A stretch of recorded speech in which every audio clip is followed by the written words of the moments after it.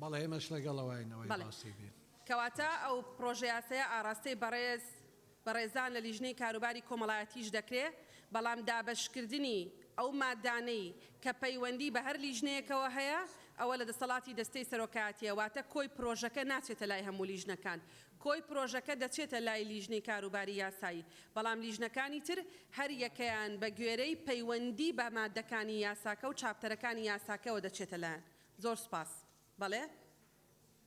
بەڵێ کاکتۆ ڕێبوار نقطەی نظامی بەسەر چاوکار بەسەر چاو. بەڕێز سەرۆکی پەرلەمان، من بە زەروری دەزانم ئەم پێشنیازە یاسایەواتە مادە هۆشبەرەکان ئاراستەی لیژنەی بازرگانیش بکرێت لەبەرەوەی کە ئەمە بازرگانی پێوەکرێ خاڵە سنووریەکان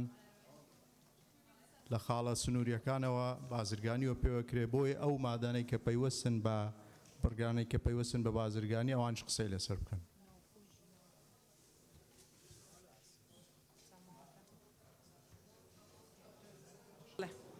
بەڵێ فەرمونون کاکێ ڤیدار دوای ئێوە کاک مەلاوەیسی دوایەوە کاکاوە. بەڵێ بەڕێز سەرۆکی پەرلەمان، ئێستا کە یاساکە پەسەند کرای زێدە ڕووی تەواو لێرە پەسەند کرا و کەوتەواری جێبەجێکردن یان ئێوە بۆ سەرۆکی هەرێم دەنێرن جارێکی تر پەسەند دەگرێتن؟ سپاس بۆ ئەمڕۆنکردنەوە. بڕیاری پەرلەمان یەکلاکەرەوەیە، بەڵام ئێمە جارێکی تر ئەینێرین بۆ سەرۆکی هەرێم جەنابیان تەنها واژۆی دەکا تەنها واژۆی دەکا و دەینێرێتەوە بۆ حکوومەت هەینێرن بۆ وەزارەتی عەدل بۆ نەشرکردن، بەڵام جارێکی تر تێبینی و ڕەتکردنەوە ئەوە بڕیاری ئێوە یەکلاکەرەوە بوو. بەڵێ فەرمونون کاک.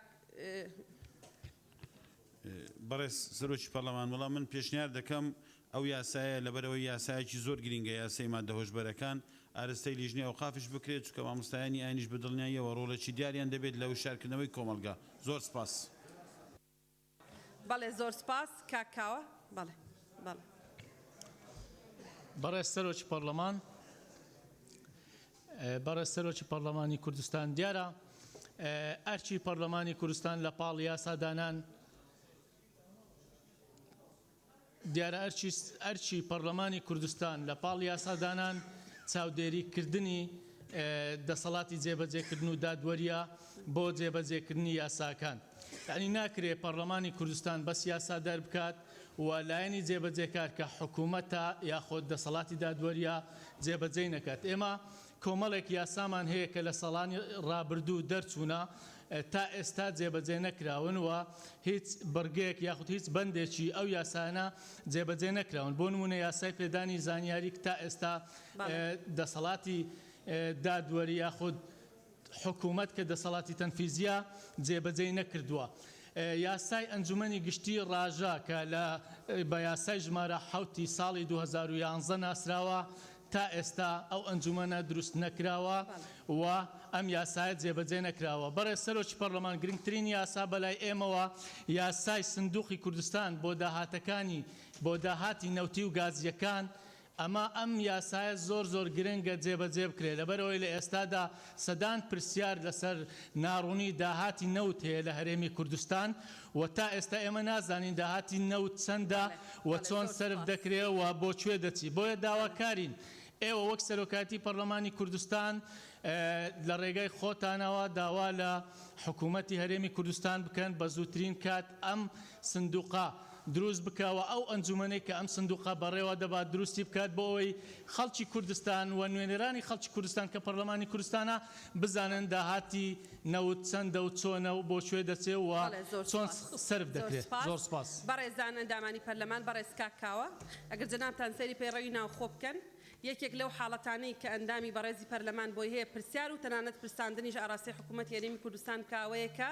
یاسا بەرکارەکان جێبەجێ نەکا. لەبەرەوە ئەوە ئەرکی ئەندامانی پەرلەمانە کە لە شێوەی پرسیار و پرساندنان سەبارەت بە هۆکاری جێبەجێ نەکردنی ئەو یاسایانەی کە لە هەرێمی کوردستان ئێستا بەرکارن قسەی خۆیانیان هەبێ و پرسیار ئاراستە بکەن. لە ڕاستیا ئەوە ئەرکی دەستەی سەرۆکایەتی پەرلەمان نییە، هەرچەندە ئێمە خۆمان بۆ هەندێک حاڵەت کردومانە وەکو ئەندامی پەرلەمان، بەڵام داواتان لێ دەکەین خۆتان ئەرکەکەی خۆتان جێبەجێ بکەن بە گوێرەی پەیڕەوی ناوخۆی پەرلەمانی کوردستان لەبەرەوەی یەکێک لەو حاڵەتانەی کە حەقت هەیە داوا بکەی لە پرسیار بکەی و تەنانەت پرساندن بکەی ئەوەیە کە یاسایەکی بەرکات جێبەجێ نەکرێ جەنابتان دەتوانن ئەو دەسەڵاتی خۆتان کە پەیڕە و پێیداون بەکاری بهێنن. بەڕێز سەرۆکی پەرلەمان من کردومەوە پرسیارم ئاراستەی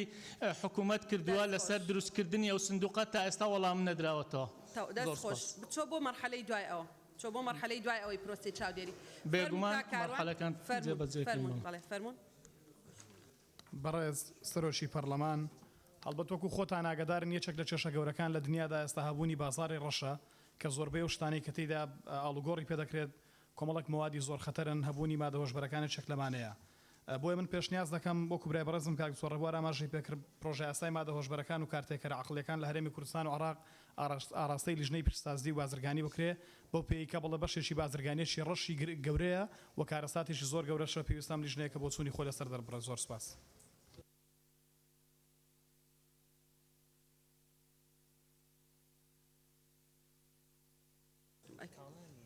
بەڕێزان ئەندامانی پەرلەمان ئێوە خۆتان نەزانن ئێمە ئەزمونێکمان هەیە هەتاوەکو پرۆژە یاسا و پێشنیازە یاسا ئاراستەی ژمارەیەکی زۆری لیژنەکانی پەرلەمان بکرێ پرۆسەی نووسینی راپۆرت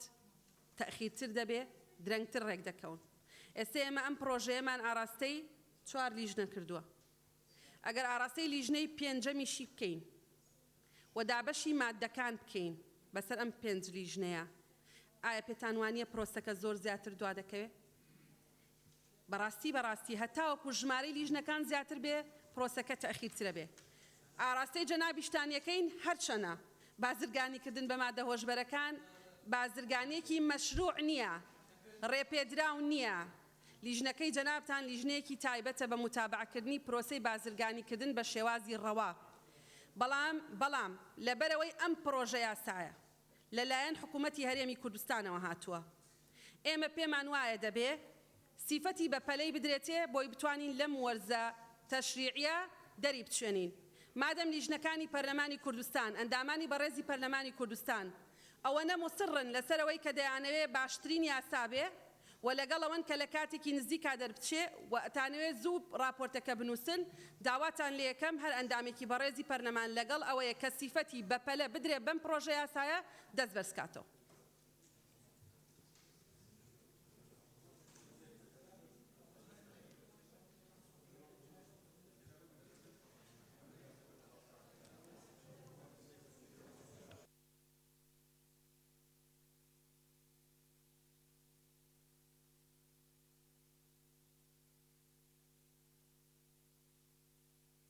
بەڵێ بەدەنگی 63 ئەندامی بەڕێزی پەرلەمان سیفەتی بەپەلە درایە ئەم پرۆژە یاسایە و دەبێت لەو ماوەی کە لەناو پەیڕە و دیاریکراوە لیژنە تایبەتمەندەکان ڕۆڵی خۆیان بگێڕن لە ئامادەکردنی راپۆرتەکە بۆ پەرلەمانی کوردستان. بەڵێ فەرموو لەنجەخان. کەی سێمی بەرنامەی کار دەرفەت دەدەین بە لەنجەخان بیرۆکەکەی بخاتە ڕوو.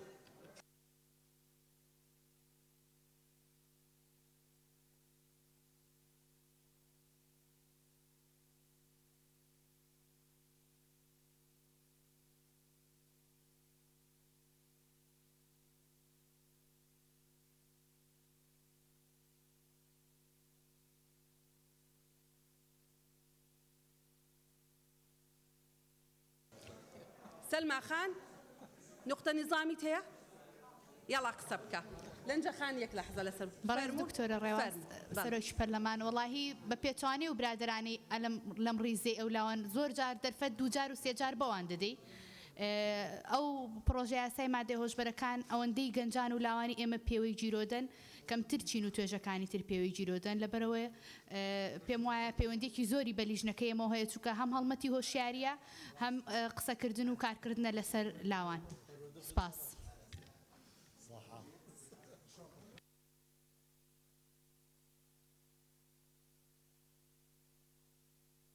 دوای بەڕێزان بۆ هەموو ئەندامانی پەرلەمانی دەنێرین و ئەو حەماس و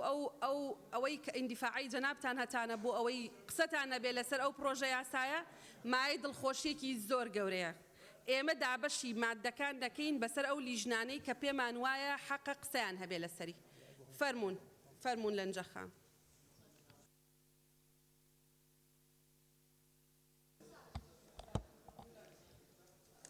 بەناوی خوای گەورە و میهرەبان بەڕێز سەرۆکی پەرلەمانی کوردستان بەڕێز دەستەی سەرۆکایەتی پەرلەمانی کوردستان بەڕێزان پەرلەمانتارانی پەرلەمانی کوردستان سڵاو و ڕێز و ئەو کاتە و هەموو کاتێکتان باش بە پشتبەستن بە مادەی 49 بڕگەی 2 پەیڕەوی ناوخۆی پەرلەمانی کوردستان عێراق بێرۆکەی یادکردنەوە و بەرز ڕاگررتنی ڕۆژی جیهانی قوربانیانی جینۆساید بۆ ئێوەی بەڕێز دەخەمە ڕوو بەڕێزان لە مانجی نۆی ساڵی 2015 کۆمەڵەی گشتی ڕێکخراوی نەتەوە یەکگرتووەکانی UN لە خولی 69دا بۆ یەکەم جار نۆی کانونی دووەمی هەموو ساڵێکی بە ڕۆژی جیهانی بۆ یادکردنەوەی و ڕێزگرتن لە قوربانیانی جینۆساید و ڕێگریکردن لە دووبارە بوونەوەی ئەو تاوانە دیاری کرد هەر هەمان ڕۆژ یادی ساڵانەی ڕێکەوتنی ساڵی 1940 نەتەوە یەکگرتووەکانە تایبەت بە قەدەغەکردنی تاوانی جینۆساید و سزادانی بکەرانی لای هەمومان ئاشکرایە کە من ئەو گەلانەی کە وەک گەلی کورد بە درێژایی مێژوو لەژێر هەرەشەی بەردەوامی جینۆساید و قڕکردندان بەداخەوە کورد و گەلانی کوردستان چەندین جار و بە چەندین شێوە بەو پەڕی درندەی و بێویژدانی ڕوبەڕووی تاوانی جینۆساید بوونەتەوە لە ئەنجامدا زیاتر لە 200,000 خەڵکی سڤیلی بێتاوان شەهید و بوونەتە قوربانی 4500 گوند خاپور و وێران کران بە سەدان هەزار خەڵک بە زۆرە ملێ ئاوارە و دەربەدەر بوون دوور خرانەوە لەسەر زێدی باو باپیرانیان ئەم تاوانانە بە شێوازی جیاواز بەردەوام لەسەر دەستی ڕژێمە دیکتاتۆرەکانی پێشووی دەوڵەتی عێراق ئەنجام دەدران تا لە سەردەمی حکومڕانی ڕژێمی باسی ڕووخاو لە کۆتایی هەفتاکانی سەدەی 20 تا کۆتایی ساڵی 1970 جینۆسایدی کوردان گەیشتە لووتکەی درندایەتی لە قەتل و عامکردنی زیاتر لە 10,000 کوردی فەیلی 8,000 بارزانی 5,000 کیمیابارانی هەڵەبجە و هەروەها بالیسان و شێخوەسان و بادینان و کیمیابارانی چەندین ناوچەی تر 180,000 ئەنفال ڕاگواستنی زۆرە ملێ پاکتاوی نەژادی و چەندین تاوانی تر لە دوای ئەوانە و لەگەڵ ئەو هەموو نەهامەتیەی بەسەر کوردستان هات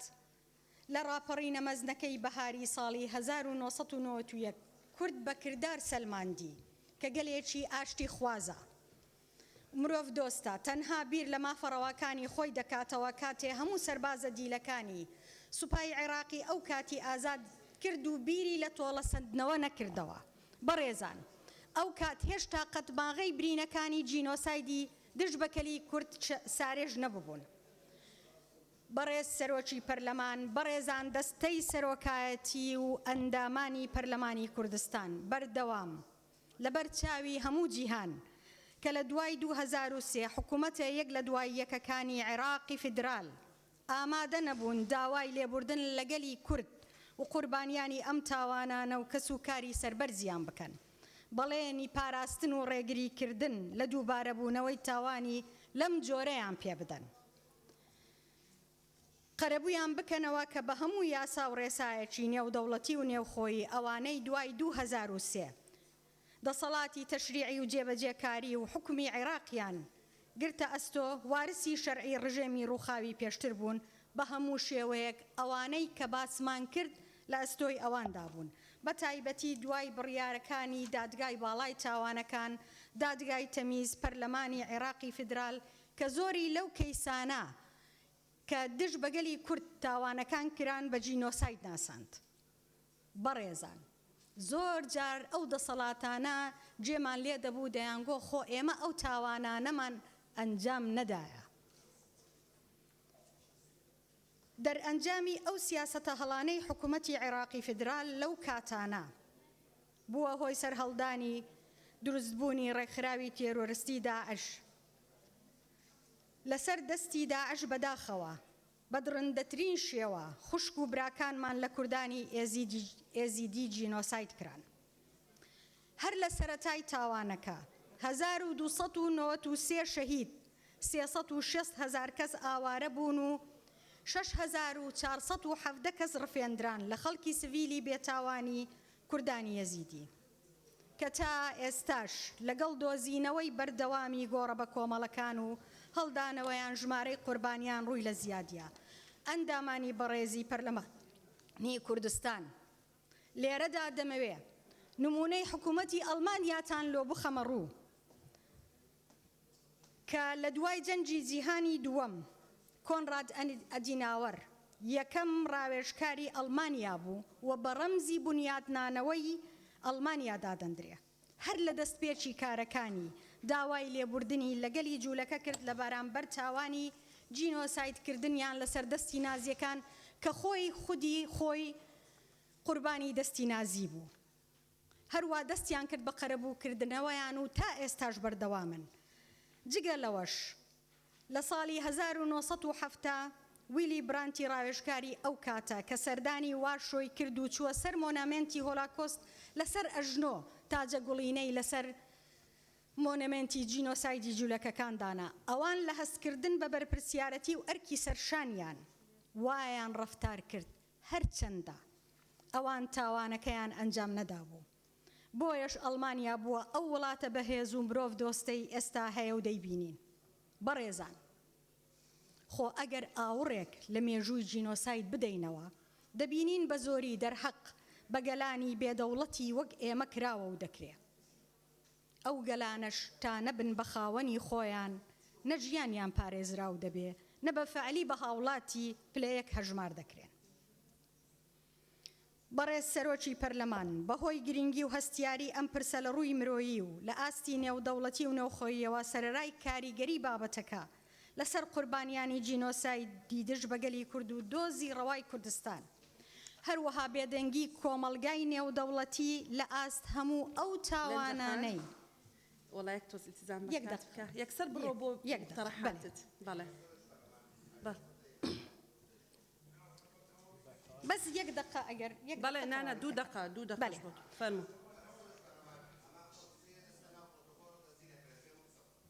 قسە بکە بەڵام دوای ئەوەی ئەو قسە تەواوی کەم کاک عەباس دوای ئەوەی کە جەنابیان قسە تەواو دەکات جەنابەت قسە بکە فەرمو. بەڵێ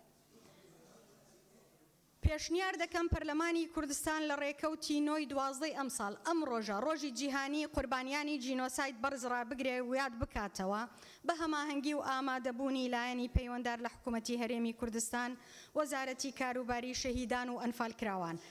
هەروەها لەم ڕۆژە پەیامێک هەبێ بۆ کۆمەڵگەی نێودەوڵەتی ئێن و کونسڵخانەی وڵاتانی دۆست لە هەرێمی کوردستان تیایدا داوای ناساندنی تاوانەکانی دژ بەکەلی کورد و گەلانی کوردستان وەک تاوانی جینۆساید بکرێ لە ئاستی نێودەوڵەتی و پاڵپشت بن لە ڕێگریکردن لە دووبارەبوونەوەی تاوانی جینۆساید نەک تەنها بەرامبەر بە کورد بەڵکو بەرامبەر هەر نەتەوە و ئاین و مەزهەبێک یان کۆمەڵێک لە جیهان کە لەژێر هەڕەشەی کۆمەڵکوژی و قڕکردن دابن. دەبێ هەوڵی جددی بدرێت بۆ قەرەبووکردنەوەی قوربانیان و پەیڕەوکردنی دادپەروەری ڕاگوزەری و گەڕانەوەی تەرمی پیرۆزی قوربانیان بۆ زێدی باو باپیرانیان کە بەداخەوە تا ئێستا زۆر بەیان گۆڕ بزرن تا ئەو ساتەش هیچ ئاسەواریان بۆ نییە.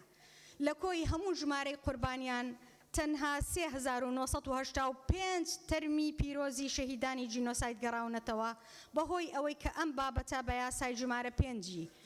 گۆڕی بە کۆمەڵی ساڵی 2006 پەرلەمانی عێراق لە ئەستۆی حکوومەتی عێراقی فدرالدایە. بەڕێزان بەرزڕاگررتنی ئەم ڕۆژە بە پرپرسیارەتی دەزانم کە پێویستە پەرلەمانی کوردستان و هەموو لایەک لە ئەستۆی بگرێ لە پێناو خزمەتکردنی کوردستان و پرسی جینۆسایدی دژ بەگەلی کورد.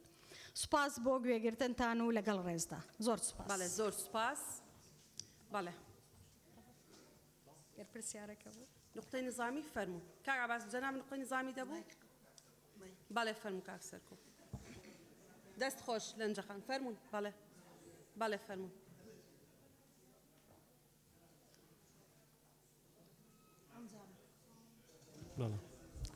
زۆر سپاس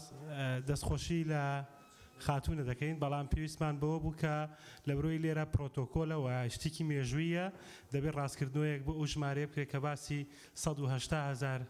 ئەنفالی کرد دەبواە بیوتە 182,000 و لەگەڵەوەی هەمان هاوڕێ عزیزم کاک عوسمان هەمان تێبینی هەبوو کە لە باسی ئەنفالە باسی دۆڵی جافایەتی و گۆبتەبەی نەکرد. زۆر سپاس داواکارم ئەوە زیاد بکرێنە ناو پرۆتۆکۆلە. بەڵێ سپاس بەڵێ هەر خۆت کەوتت دەچێتە ناو پرۆتۆکۆل ڕاست دەکرێتەوە 180 ئەکرێتە 182,000 بەڵێ بەڵێ و ڕەنگە زیاتریش زیاتر لە 182,000 سپاس فەرمونون ئێستا بڕگەی چوارەمی بەرنامەی کار بەڵێ کاک ڕۆمیۆ. زۆر سپاس بەڕێز سەرۆکی پەرلەمان من دوایەوەی دەستخۆشی لە پەرلەمانتاری بەڕێز لەنجەخان دەکەم بۆ بیرۆکە جوانەیە بەڵام ئەمە دووەمین جارە لە پەرلەمانی کوردستان کە نەتەوەیەک زەق دەکرێت بەبێ باسکردنی قوربانیەکانی نەتەوەکانی تر. ڕاستە هەموو ئەو قسانە قسەی ڕاست بوون تەواو بوون بەڵام من ئەو قسەیە لە ڕۆژی سێی ئابیش کاتی خۆی باسی جینۆسایدی ئێزدیەکان کرا من دوای ئەوەی تەکید و پاڵپشتی و پشتگیری خۆمان وەکو نەتەوەی کەلدوواشووریەکان کرد وتم حەق بوو باسی قوربانیەکانی ئێمەش بدرێت لە سەراسی دنیا زۆرێک لە دەوڵەتانی دنیا اعترافیان بە قەتل و عامی ئەرمەن و ئاشووریەکان کردووە لە ساڵی 1915 کە زیاتر لە 1.5 ملیۆن قەتل و عام کراون قەتل و عامی ئاشووریەکان کراوە ببوورە ساڵی 1933 لەلایەن جەیشی عێراقی زیاتر لە 5,000 ئاشووری قەتل و عام کراوە قەتل و عامی گوندی سووریا ساڵی 69 لەلایەن جەیشی عێراقی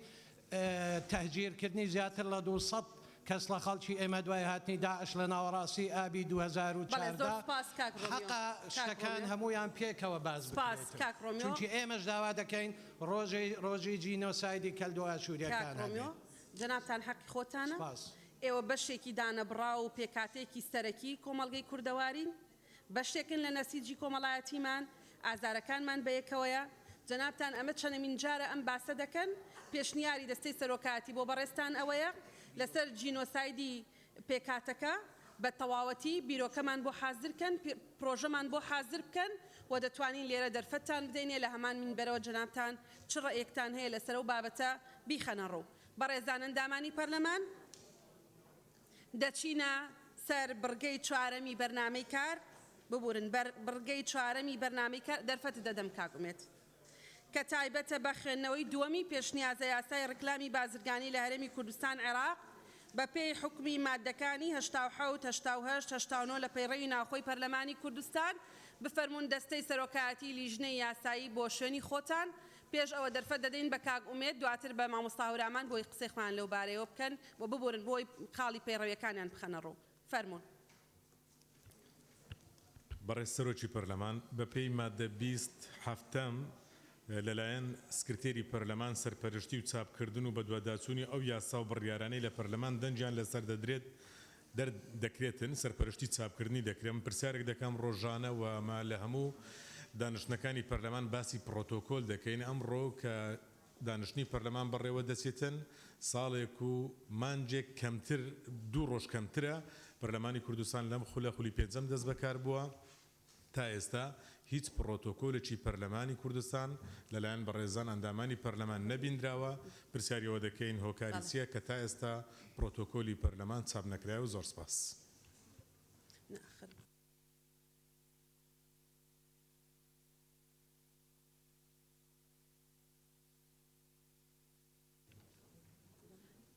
دەرفەت دەدەینە بەڕێز سکرتێری پەرلەمان قسەی خۆ دەکات. بەڕێز سەرۆکی پەرلەمان بە پێی پەیڕەوی ناوخۆی پەرلەمانی کوردستان کە بەڕێز کاک ئومێد ئاماژەی پێکرد زۆر ڕاستە ئێمە لە پەرلەمانی کوردستان وەکو دەستەی سەرۆکایەتی و سکرتێری پەرلەمان ئامادەکاری تەواومان کردێت لە بۆ ئامادەکردنی پرۆتۆکۆلەکان لە ئایندەیەکی نزیکتە ئینشاڵڵە بەدەستان دەگاتن و سەبارەت بۆ پرسیارانەی کە لە بەیانیەوە گفتوگۆ لەسەر دەکراکەوە زۆربەی پرسیارەکان ئاراستەی وەزارەتە پەیوەندیدارەکان کراوە تا ئێستا وڵامیان نەهاتووە یاخود بۆچی وەزارەت وڵامی پرسیاری پەرلەمانتارە بەڕێزەکان نادا ئێمە پێی ئەو فەرمانەی کە لەلایەن دەستەی سەرۆکاتی پەرلەمانی کوردستانەوە بە نووسینگەی سکرتێرەوە درا کەوا لە 11/11/2019 ئێمە نووسراومان بۆ سەرۆکایەتی ئەنجومەنی وەزیرانی هەرێمی کوردستانمان کرد بە ڕێگای وەزیری هەرێم بۆ کاروباری پەرلەمان بۆ جەختکردنەوەی بۆ وڵامدانەی وەرگرتنی ئەم وڵامدانەوەی ئەو پرسیارانەی کە ئارەسێ وەزارەت پەیوەندیدارەکان بکرێت و ئیمڕۆ کە 27/11/2019 ئەنجومەنی وەزیران لە ڕێگای وەزیری هەرێم بۆ کاروباری پەرلەمان هەمان شت سەختکردنەوەی نووسراوی ئاماژەی کردووە بۆ سەرجەم وەزارەتە پەیوەندیدارەکان و لیستەکەشی بە شێوەیەکی ڕێکوپێک ئامادەی کردووە کەوا بەڕێزیشیان داوای کردووە لە وەزارەتە پەیوەندیدارەکان بە زووترین کات وڵامی پەرلەمانتارە بەڕێزەکان بدرێتن بۆ ئەوەی چیتر پەیڕەوی ناوخۆی پێشێن نەکرێتن. زۆر سپاس. ئەی وەڵامی پرسیارەکەی کاگومێت باش بەڵێ باش بەڕێزان ئێستا دەرفەتتان دەدەم. بەڕێز وەزیری بازرگانی و پیشەسازی هاتووە بۆ ئێرە سەبارەت بە خوێندنەوەی دووەمی پرۆژە یاسای ڕکلامی بازرگانی قسەیەک بکە. دوایەوەی گوێمان لە قسەی جەنابیان دەبێ ئەگەر بڕیارماندا بەردەوام بین لەسەر خوێندنەوەی دووەم ئەو کاتە لیژنە تایبەتمەندەکانیش بانگ دەکەین و ئەگەر بڕیارماندا دەرفەت بدرێ بە جەنابی وەزیر بۆ ئەوەی ئەویش قسەی خۆی هەبێ ئەو کاتە ئێمە دانیشتنەکەمان هەڵدەگرین و ڕۆژێکی تر ئەم کۆبوونەوەی دەکەین سەبارەت بەم بابەتە. بەڵێ بەڕێز وەزیری بازرگانی جەنابتان قسەیەکتان هەیە لەسەر ئەو پرۆژە یاسای پێشنیازە یاسای ڕکلامی بازرگانی داوا لێ دەکەم لەو بارەیەوە ڕێی خۆتمان پێ بڵێ بۆی ئێمە لەسەر بنەمای قسەی جەنابتان بڕیاری خۆمان بدەین. تا ئامادەکاری دەکەی داوا لە بەڕێز مامۆستا هەورامانەکەم کە نوقتەیەکی نظامی هەیە قسەی خۆی بکە. بەنای خوای بەخشندەی میهرەبان بەڕێز سەرۆکی پەرلەمانی کوردستان هەورامان گەچێنەی. بەڕێز سەرۆکی پەرلەمان من داوا ئەکەم کە ئەم خاڵی چوارەمە خوێندنەوەی دووەمی پێشنیازە یاسای ڕیکلامی بازرگانی لە هەرێمی کوردستان ئەمڕۆ لە پەرلەمانی کوردستان بەڕاستی قسەی لەسەر نەکرێ و خوێندنەوەی دووەمی بۆ نەکرێ. بۆچی لەبەر ئەوە لە ڕاستیدا ئەم قسانەی کە من ئەیکەم بەو پێیکە ئێمە خەڵکی کوردستان هەموو دەنگی پێداوین و نوێنەری ڕاستەقینەی هەموو لایەکمان نوێنەری ڕاستەقینەی خەڵکی کوردستانی بە هەموو چین و توێژ و ئەحزابەکانەوە. ئەم قسانەی کە ئەیکەم نەموزایەدەیە و نە بۆ ڕیکلامیش ئەیکەم من تەنها وەکو ئەرکێکی سەرشانم باسی ئەەکەم. ئەویش ئەوەیە لە ڕاستیدا ئێمە لە دەوڵەتی عێراق ئەژین عێراق لێمانەوە دوور نییە ئیشتیعالی کردووە و گڕی تێبەر بووە. کێشەی گەورەترمانێ لەم بابەتەی کە ئەمڕۆ باس ئەکرێت لە پەرلەمانی کوردستانە. خەڵک ئەمڕۆ بەڕاستی معاناتی زۆر گەورەی هەیە. بەڕێز سەرۆکی پەرلەمان من و جەنابت لە خولی چوارەمی پەرلەمانی کوردستانیش هەردووکمان ئەندامی پەرلەمان بووین بەو پێی کە ساڵێکیش تازە کرایەوە درێژ کرایەوە لە خولی چوارەم بوو بە 5 ساڵ و ئێسەش ئەوە 6 ساڵە 6 کەلیمە لەسەر بودجەی هەرێمی کوردستان لەسەر داهاتی هەرێمی کوردستان 6 وشە نەهاتوەتە ئەم پەرلەمانی کوردستانە. ئێمە تاکو ئێستا نازانین داهاتی ئەم هەرێمە چۆنە چییە و چۆن سەرف ئەکرێت. ئەم قسەیە وەکو عەرزم کردی بەڕاستی پێم خۆشە هیچ کەسێک وەکو مزایەدە وەکو ڕیکلام ئەو جۆرەشتانە سەیری نەکات. من بڕیارم داوە جارێکی تر دوو جارە خۆم هەڵەبژێرم دەرچووم جاری سێم خۆم هەڵنابژێرمەوە تاکو ڕیکلام کەم بەڕاستی. بەڕام بە حەقیقەت ژان و معاناتێکی هەموو چین و توێژەکانی ئەم میلەتەیە ئەبێ باز بکرێت. خەڵک پرسیارەکە ئەڵێ موچەی مانگی 10 و 11 و 12مان چی لێ هات. خەڵک ئەڵێ نەوتمان نییە غازمان نییە ئاومان نییە کارەبامان نییە. خەڵک ئەڵێ ئێستاژ جادەکانمان و شەقامەکانمان وەکو تەبەقی هێلکە وایە. لە ڕاستیدا ئێمە لە کاتێکا کە میلەتەکەمان و دەنگدەرەکانمان ئەم هەموو ژان و معاناتەیان هەیە ئێمە هاتوین لێرە باسی ڕیکلامی بازرگانی ئەەکەین. بەڕاستی باسەکە هەر نەکرێ باشترە نەک ئەوەی کە باز بکرێ و سبێنە خەڵکیش قسەمان پێ بڵێ بڵێ ئێوە نوێنەرێکی بۆ جۆرە دەرنەچوون. لەبەرەوە من وەکو بەڕاستی بەو پێوەی کە زەمیری خۆم مرتاحکەم لە بەردەمی خوای خۆمە لە بەردەمی خەڵکیشا بەڕاستی پێم خۆشە کە ئەم بابەتە ئەمڕۆ لە پەرلەمانی کوردستان باز نەکرێ و ئێمە هەموو لایەکمان هیچ کەس مزایەدە ناکە هەموو لایەکمان هەموو فراکسیۆنەکان با کۆک بین کۆمەڵێ بڕیار دەرکەین کە ئەو ئاگرەی کە ئەمڕۆ عێراقی گرتووەتەوە نەگاتە کوردستانیش بەڕاستی کۆمەڵێ بریار دەرکەین کە مای دڵخۆشبوونی وەڵایەمانەیەکی نوقتەی نیزامینین و زۆر سوپاس. وەڵایی دکتۆر ئەگەر ئەمە نوقتەی